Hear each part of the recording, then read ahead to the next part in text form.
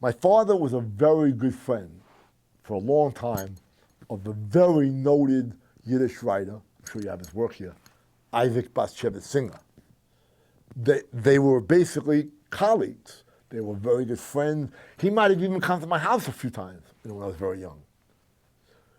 And my father always said, there were two singers. There was I.B. Singer, and then there was the other one, I.J. Singer, who wrote The Brothers Ashkenazi. But Singer himself, I.J. Singer, I.B. Singer, was a very, very, my father said he was a very great writer. But suddenly, in the early 1960s, Singer decided that he was not getting, maybe he was jealous of his brother, or maybe he had, there were various reasons, why. He started writing what we would call,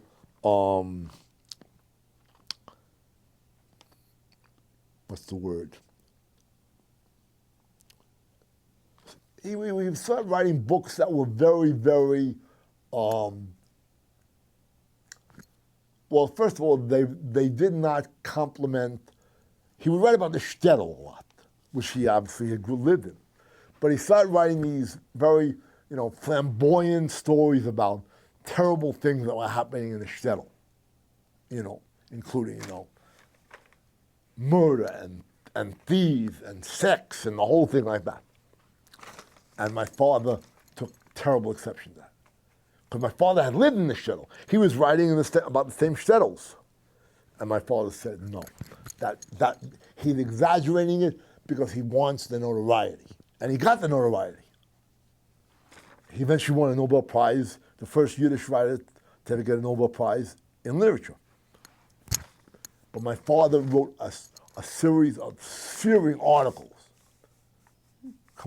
just lambasting Singer, saying that he had sold out, that what he was talking about, Singer would write things about having, like these kind of, these like sacrifices to human life. And really, my father took exception to it.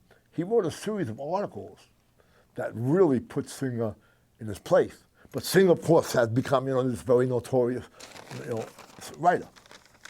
So they became really bitter enemies.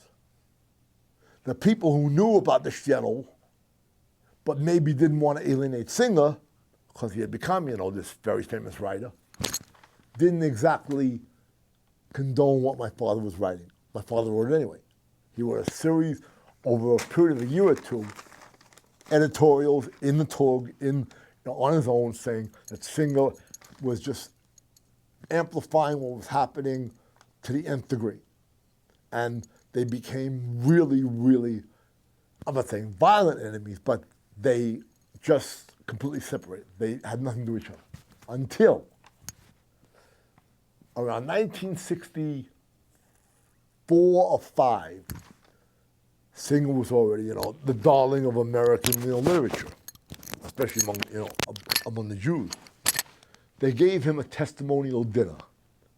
I think it was at the Plaza or one of the big hotels in New York. And my father was obligated to cover it for his newspaper. And he felt, a little funny about it because, he knew that him and Singer had not been speaking to each other for years. Well, this is what my father told us that night. He said he came into the audience, he came into the thing, and they had a line, a greeting line. And, all the people came one way, and Singer was standing there, and they would shake hands, and there was a woman who would say, Chava or Mr. Feinberg, this is who, and, whatever.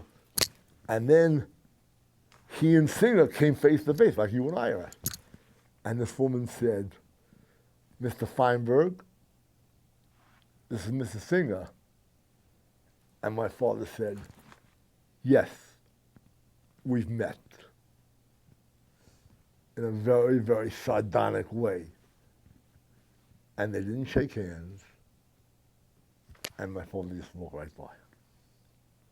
My father never gave up his feeling that this guy had done something that was really not only injurious to the Jews, but was really just a lie. And I don't think they ever spoke again. That's a great story.